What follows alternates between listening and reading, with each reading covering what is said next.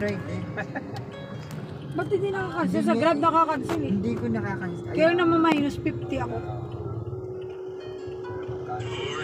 Pero completed ng driver.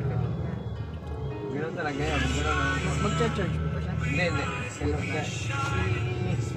Si driver ang mukuna niya. Oo nga po. Eh, pero hindi naman kasi Hindi naman kayo. Wala kayo. Hindi kami natuloy. Pero dapat kinancel. Hindi ko kasi makancel. Kinakancel ko, hindi ko mapindot.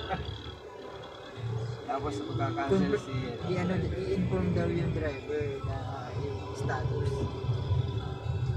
Eh, wala namang way para makancel ko. Yung ginawa na lang niya, paki-cancel na lang po kasi masyado pa kami maaga. Hindi lang kulang kasi yung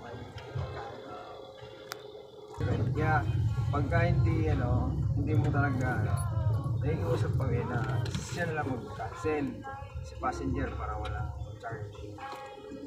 oo nga po eh. Kaya bakit ganun? Hindi Hindi mo cancel. Hindi makancel. Ayaw ko na.